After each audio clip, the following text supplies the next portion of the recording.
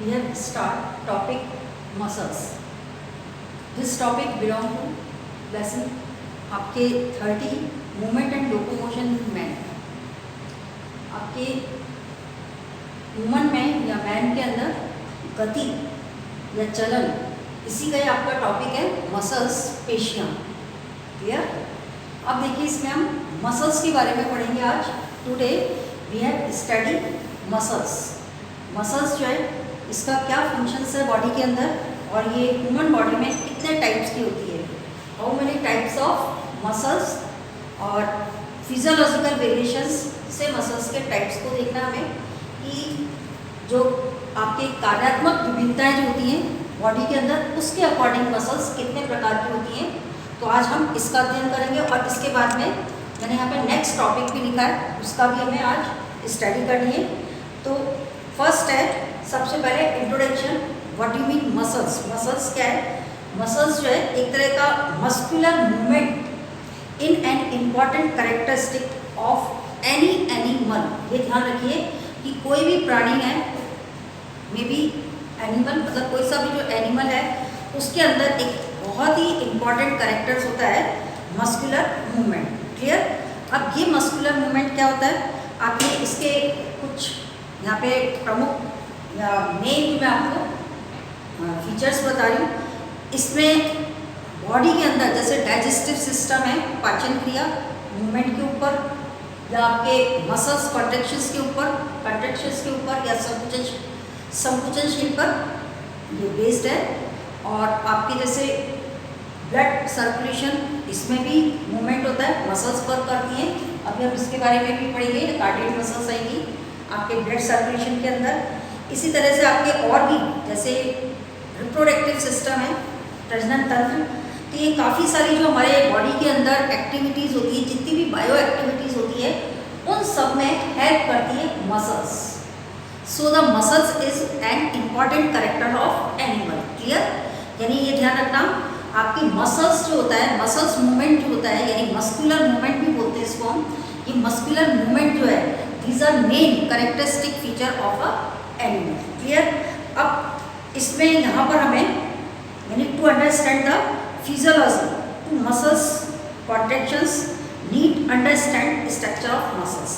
अब हमें मसल्स की स्टडी को करने के लिए ये ह्यूमन बॉडी में या किसी भी एनिमल्स के अंदर किस प्रकार से आपके मूवमेंट में हेल्पफुल है, तो इसके लिए हमें मसल्स का स्ट्रक्चर की स्टडी करनी होगी कि मसल्स का स्ट्रक्चर्स क्या है. तो अब यहाँ पे हम देखिए मसल्स के स्ट्रक्चर्स के बारे में जिक्र करेंगे.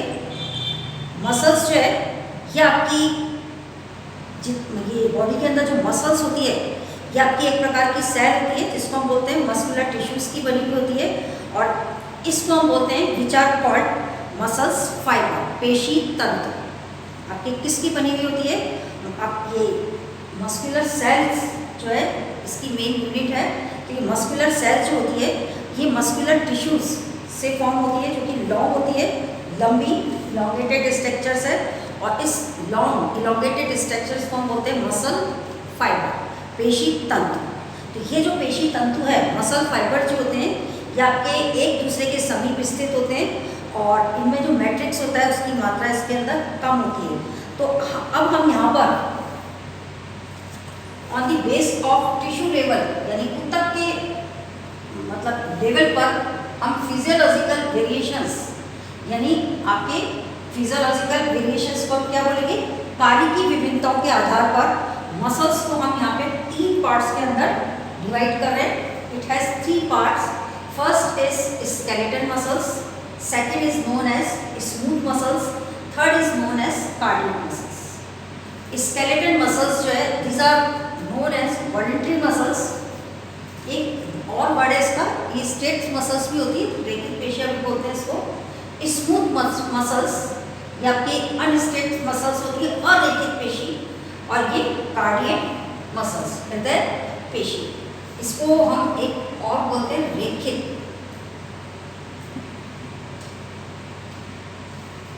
स्ट्रेट मसल्स भी वर्ड है इसका, और ये होती है अरेखित.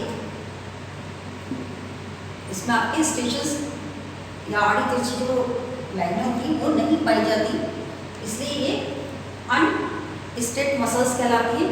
और थर्ड टाइप्स है हृदय पेशियाँ। क्लियर? तो बॉडी के अंदर आपके फिजियोलॉजिकल वेरिएशंस के बेस पर muscles are 3 type: skeletal muscles, smooth muscles, cardiac muscles. कंकाली पेशी, चिकनी और हृदय पेशी। अब सबसे पहले देखिए यहाँ पे हम फर्स्ट डिस्कस करेंगे स्केलेटल मसल्स को। जैसे कि मैंने यहाँ पे एक डायग्राम शो करा है कि स्केलेटल मसल्स का। स्केलेटल मसल्स जो होती है ये आपस में जो अटैच है, इनका जो कनेक्शन है ये किससे कनेक्ट होती हैं? आपके टेंडन से, जिसको हम बोलते हैं कंडरा, टेंडन से अटैच होती हैं। मतलब जो बोन्स होती है इसकी, इन मसल्स की जो बोन्स है या जो बोन्स के ऊपर जो मसल्स है, कौन सी? स्केलेटल मसल्स जो है। स्केलेटल समझ गया अस्थि, और इसकी जो मसल्स है वो क्या कहलाएगी? Skeletal muscles. और ये आपस में जो कनेक्ट होती है तो ये कनेक्ट किसके मतलब किसकी हेल्प से होती है? टेंडन्स की हेल्प से होती है, जिसको हम हिंदी में बोलते हैं कंडरा। हम पहले इसको रीड कर चुके हैं कंडरा क्या होता है और स्नायु। तो ये आपके कंडरा से जुड़ी हुई होती है, ये ध्यान रखना। इसलिए इसको हम क्या बोलते हैं? कंकाली पेशियाँ। और ये पेशियाँ लंबी होती हैं, सिलेंड्रिकल स्ट्रक्चर होता है और मल्टी न्यूक्लिएटेड होती हैं। आपके इसमें काफ़ी सारे न्यूक्लियस होते हैं, या इसको मल्टी न्यूक्लिएटेड को हम अनदर वे में पॉली न्यूक्लिएटेड भी बोल सकते हैं। It has poly nucleated.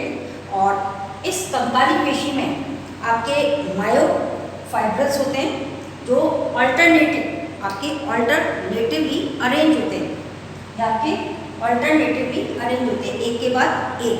और इसमें क्या होता है? आपके जो इनका एकांतर क्रम होता है, यानी अल्टरनेटिव अरेंजमेंट जो होता है, इसमें लाइट एंड डार्क बैंड्स बनते हैं, आड़ी पट्टियाँ होती हैं इसके अंदर, जिसको मैंने यहाँ पे ये स्टेशंस लिख रखा है। आड़ी पट्टियों को बोलते हैं हम इसको। ये हल्की और गहरे रंग की होती हैं, डार्क एंड लाइट कलर की होती हैं। आप जब इसको माइक्रोस्कोप से वॉच करोगे तो आप देखोगे कि ये जो है आपके जो रेखाएं हैं इसमें जो ड्रॉ करी हुई दिखाई देंगी आपको क्लियर। और इनको स्ट्रेट्स मसल्स भी कहते हैं। स्ट्रेट्स मसल्स यानी रेखित पेशियाँ। और ये मसल्स, इनका फंक्शंस क्या है?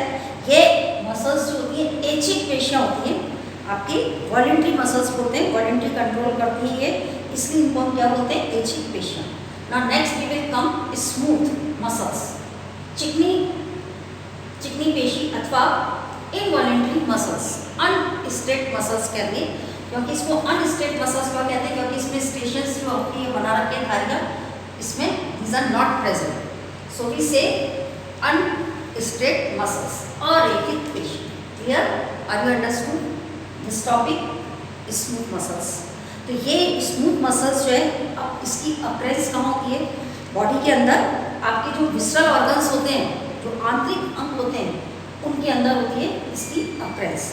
और ये जो मसल्स है आपके, ये तो मैंने आपको बता ही दिया कहाँ पे पाई जाती है?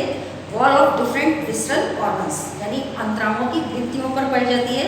और स्पिंडल शेप की होती है। इसके दोनों जो एंड होते हैं आपके नुकीले होते हैं, तर्करूपी, एक तरह से तर्करूपी शेप होती है, जिसको हम बोलते हैं, इसको तर्करूपी शेप को हम अलग से फ्यूजिफॉर्म भी बोलते हैं। और इनके बीच में अब देखिए, बीच का जो मेन पार्ट होता है वो तो ब्रॉड होता है, और उस ब्रॉड पार्ट में ये न्यूक्लियस होता है, यानी मल्टी न्यूक्लिएटेड नहीं होती, ये यूनिन्यूक्लिएटेड ही है और तर्करूपी है। इसकी जो शेप है ये है। तो ये पेशी जो है, यानी इसके सिरे जो होते हैं पेशियों के, कौन सी पेशियों के? स्मूथ पेशियों के नुकीले सिरे होते हैं, और या पॉइंटेड भी बोल सकते हैं हम इसको। और इसमें केंद्रक के चारों ओर, यानी इस न्यूक्लियस के चारों ओर जो फ्लूइड भरा रहता है उसको हम बोलते हैं सार्कोप्लाज्म। ध्यान रखना, सार्कोप्लाज्म जो है आपके मसल्स के अंदर फील्ड फ्लूइड कहलाता है। अब इन पेशी तंतुओं में आड़ा रेखांकन या पट्टियाँ नहीं होती हैं, मैंने आपको पहले भी बता दिया। सो वी से अरेखित या अनस्ट्रेट मसल्स। अब इनका क्या है?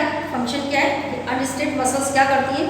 ये जो अनस्ट्रेट मसल्स जो होती हैं, ये आपके अनैच्छिक या इनवॉलंटरी पेशियाँ कहलाती हैं। ये आपके बिना इच्छा के काम करती हैं, यानी इसलिए इसको हम क्या बोलते हैं? अनैच्छिक पेशियाँ। नेक्स्ट है आपके लास्ट वाली थर्ड टाइप की जो पेशी है, ये मैंने ब्रांच स्ट्रक्चर बना रखा है इसका, और ये कार्डियक मसल्स का है।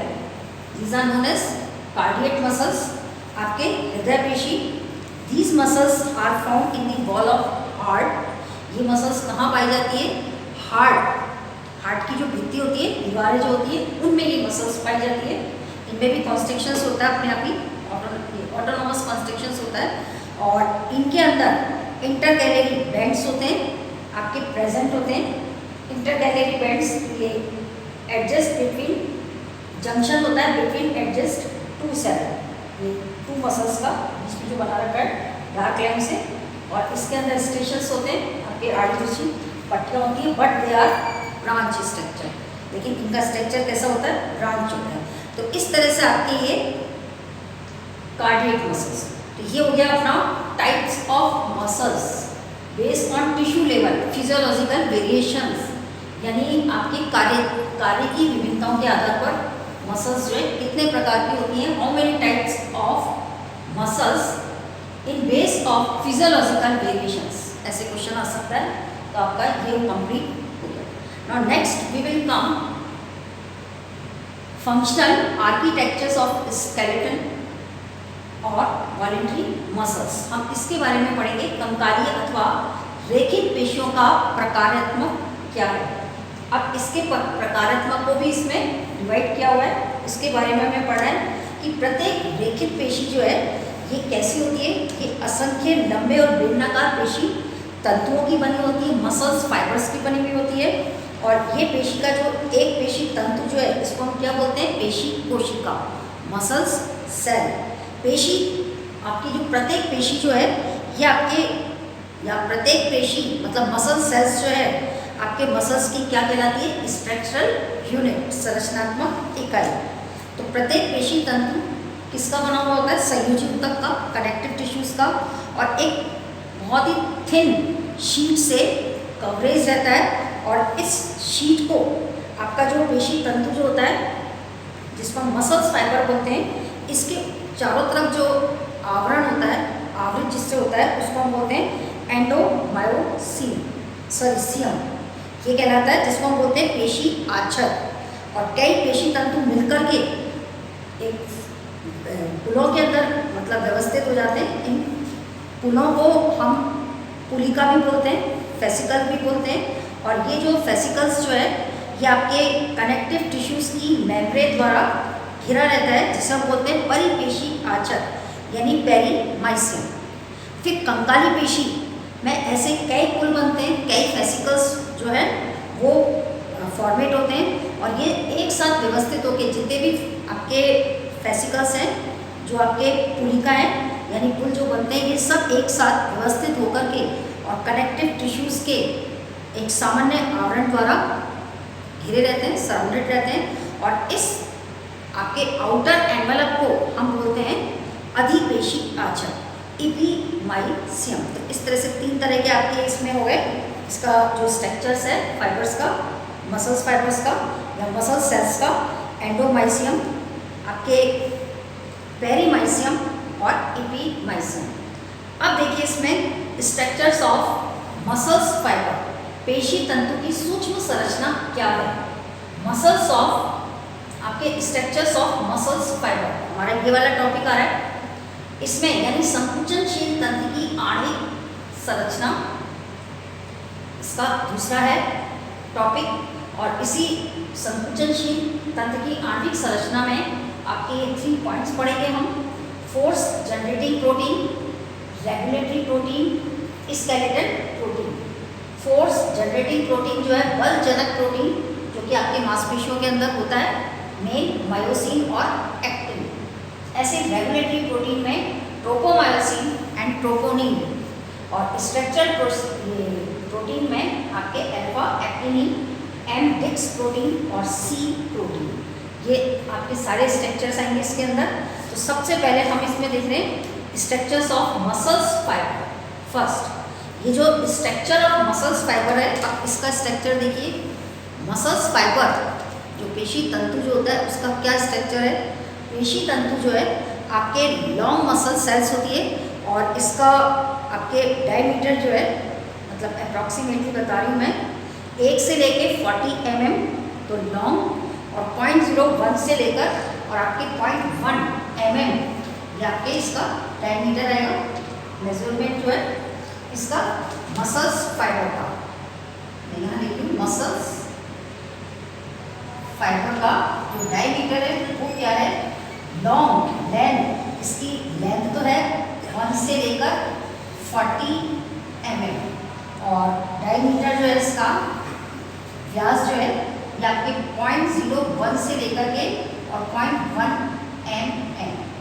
और कैसी होती है ये आपकी लॉन्ग स्ट्रक्चर है, एलोंगेटेड भी बोल सकते हैं इसको हम, और मल्टी न्यूक्लिएट भी बोलेंगे, मल्टी न्यूक्लिएट को पॉलीन्यूक्लिएटेड भी कहेंगे।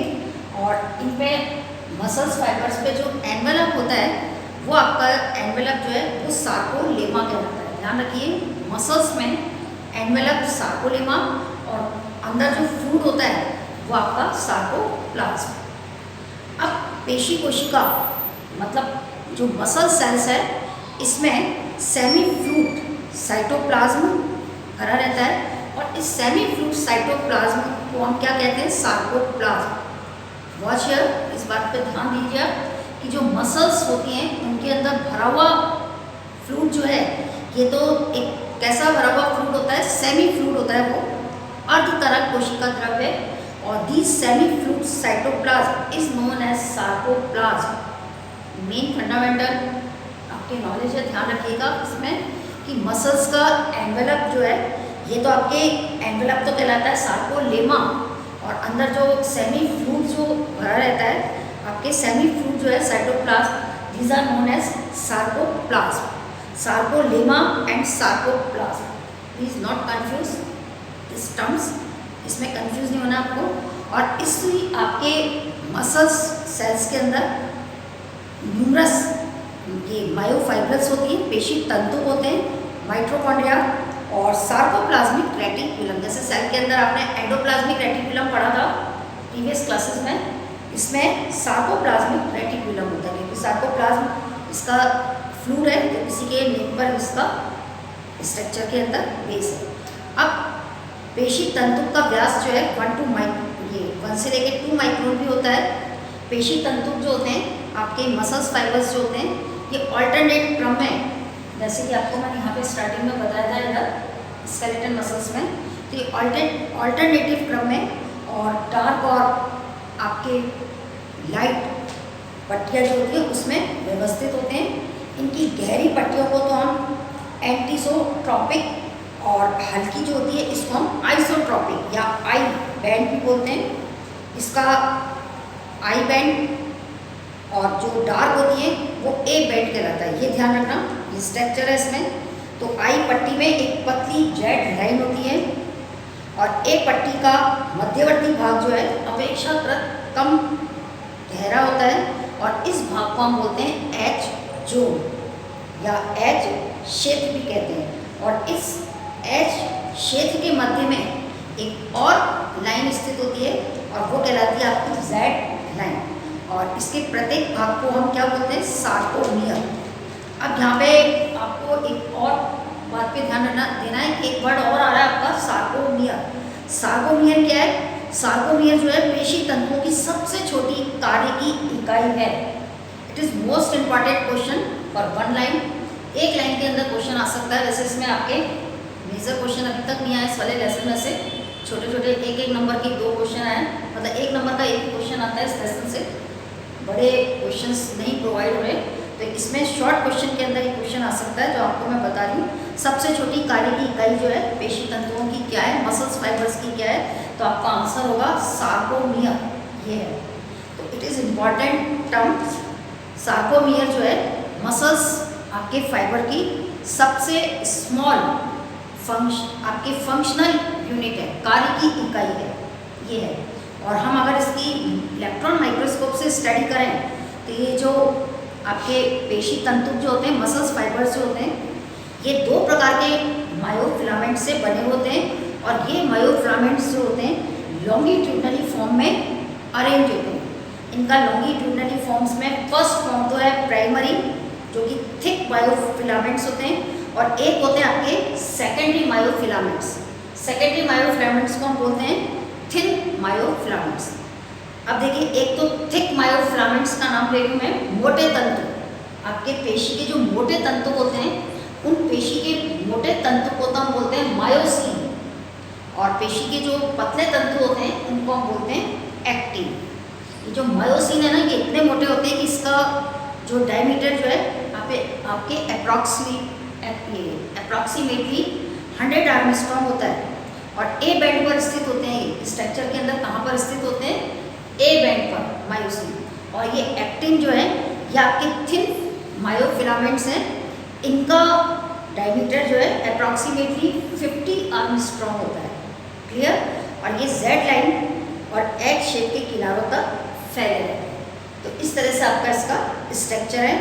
अब आपका सेकंड इसमें टॉपिक आ रहा है कि molecular organisation of contractile system. ये वाला molecular organisation of contractile system. इसमें देखिए, आपके कॉन्ट्रैक्शन जो प्रोसेस होता है, संकुचन का जो प्रक्रिया होती है या जो इसकी जो एक्टिविटी होती है, इसमें आपके सहायक पेशी तंतु की आणविक संरचना जो है, इसमें 3 प्रकार के प्रोटीन मिलते हैं। सबसे पहला प्रोटीन तो होता है बलजनक प्रोटीन, जिसको हम बोलते हैं फोर्स जनरेटिंग प्रोटीन। ये 2 टाइप का होता है, मायोसिन एंड एक्टिन। इसका बहुत रोल होता है पेशी संकुचन में, मायोसिन और एक्टिन का। फिर आपके हैं नियंत्रक प्रोटीन, रेगुलेटरी प्रोटीन, ट्रोपोमायोसिन और ट्रोपोनिन। ये आपके सारे मैकेनिज्म में काम आएंगे, मैकेनिज्म ऑफ मसल्स कंस्ट्रक्शन के अंदर एंड इट्स फिजियोलॉजी में। क्लियर? फिर आपकी थर्ड है स्ट्रक्चरल प्रोटीन। तो आज हम अभी केवल इसको ही देखेंगे। ये आप देखना, इसमें मैकेनिज्म पूरा नहीं समझ में आया तो फिर पूछना, थोड़ा सॉल्व करने की कोशिश करना इसको, मैकेनिज्म को। तो इसमें सबसे पहला हम देख रहे हैं force generating protein, myosin, actin. Myosin का देखिए, मायोसिन के बारे में, it's from primary and thick myofilaments. जैसे कि अभी मैंने आपको बताया था, ये थिक फिलामेंट्स होता है। थिक समझ गए, मोटा। और पूरे तंतु के प्रोटीन का लगभग आपके आधा भाग जो है मायोसिन का ही बना होता है। ये ध्यान देना कि आपके जो पूरे फिलामेंट्स जो होते हैं मसल्स के अंदर, तो उसमें प्रोटीन का लगभग आधा भाग जो है इसी का बना होता है। और इसमें जो इसका मॉलिक्यूलर वेट है 5 लाख तक दे रखा है इसमें। और ये अल्फा हेलिक्स स्ट्रक्चर है, यानी कुंडलिक प्रोटीन कहलाता है। फिर आपका आता है एक्टिन। ये एक्टिन जो है, ये भी आपका ये थिन फिलामेंट्स कहलाएगा इसको, यानी ये पतला होता है। और इसमें आपके several units of globular actin, जिसको हम जी एक्टिन भी बोलते हैं, ये होती है इसमें। और चेन लाइक स्ट्रक्चर होता है इसका फिलामेंट्स का, F actin. In myofilaments actin in always found in the form of F actin which form due to the polymerisation, मतलब बहुलीकरण से बनता है किसके, ऑफ जी एक्टिन।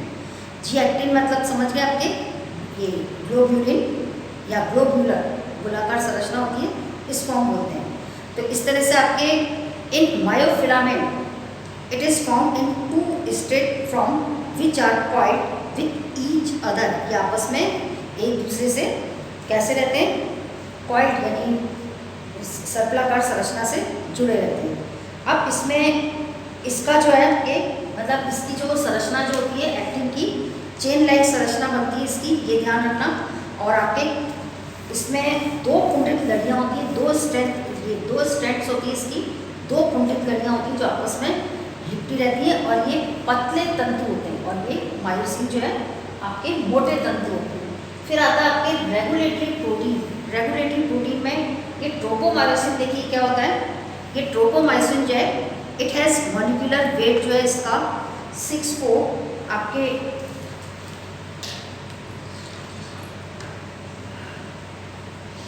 64 ये लाख है इसका। और लेंथ जो है 400 आर्मस्ट्रॉन्ग।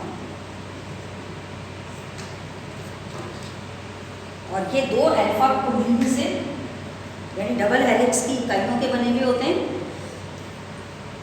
इसमें 7 एकक तक फैले रहते हैं आपके ग्लोब्यूलिन एक्टिन अणु जो होते हैं इसके अंदर। और ये भी एक दूसरे से जुड़े हुए प्रोटीन होते हैं। फिर है ट्रोपोनिन। ट्रोपोनिन जो है इट इज़ एसोसिएटेड प्रोटीन, ये एसोसिएटेड प्रोटीन होता है। और किससे एसोसिएटेड होता है? ये ट्रोपोमायोसिन से, दोनों से। तो it's made up of 3 components, ये 3 कंपोनेंट्स के बने हुए होते हैं ट्रोपोनिन। सबसे पहले इसमें फर्स्ट है ट्रोपोनिक सी, फिर होता है ट्रोपोनिक आई, फिर होता है ट्रोपोनिक टी। इस तरह से 3 टाइप्स के इसमें ये मतलब प्रोटीन की जो है रेगुलेटरी प्रोटीन में। अब आपका आता है ट्रोपोसिन, इसी में सी है जो है सबसे पहला हमने जो पढ़ा ना ट्रोपोनिन के अंदर, ट्रोपोनिन सी। ये ट्रोपोनिन सी जो है ये आपके कैल्शियम आयंस के बॉन्ड बनाते हैं। ट्रोपोनिन आई जो है ये आपके एफ एक्टिन और मायोसिन के लिए एक इनिबिटर्स का कार्य करते हैं, निरोधक का कार्य करते हैं। और इसी ट्रोपोनिन के अंदर एक जो लास्ट है ट्रोपोनिन टी, ये ट्रोपोमायोसिन से ही जुड़े रहते हैं। तो इस तरह से आपके फिर आपके सी प्रोटीन जो होते हैं ये ए पट्टी पर मायोसिन और मायोफिलामेंट्स के मध्य में पाए जाते हैं। फिर इसमें एक और हम पढ़ेंगे एम डिक्स प्रोटीन या एम लाइन प्रोटीन जो है ये आपके एच लाइन के क्षेत्र के मध्य भाग में स्थित होते हैं और प्रोटीन के ही बने होते हैं, ये तो सारा है ही प्रोटीन का। तो इस तरह से इनका मुख्य कार्य जो है मायोसिन आपके मायोफिलामेंट्स को अपने स्थान पर बनाए रखना है। तो इस तरह से आपका इसका पूरा वर्क है। अब है आपकी सार्कोट्यूबुलर सिस्टम, सार्कोसोम्स क्या होता है, और neuromuscular system, and then mechanism of muscles construction and it physiology. ये इतना जो टॉपिक है ये मैंने छोड़ा हुआ है, आप सेल्फ कोशिश करना, और नहीं आए समझ में तो आप इससे पूछ सकते हैं। और वैसे इसमें ध्यान रखना माइन्यूट क्वेश्चंस जो है बहुत अराइज होते हैं बोर्ड के अंदर, छोटे क्वेश्चंस, और 1 मार्क्स के आ सकते हैं। जैसे कि मैंने आपको सार्कोमियर का बताया था, सबसे छोटी सूक्ष्म इकाई बताई थी पेशी तंतु की। तो इस तरह से शॉर्ट क्वेश्चंस आ सकते हैं। जैसे हृदय, आपके हृदय पेशी जो है इसके बारे में इसका स्ट्रक्चर है, या इनवॉलेंट्री मसल्स कौन सी होती हैं, वॉलेंट्री मसल्स कौन सी हैं, एग्जाम्पल्स हैं इनके। तो ये आपका आ सकता है।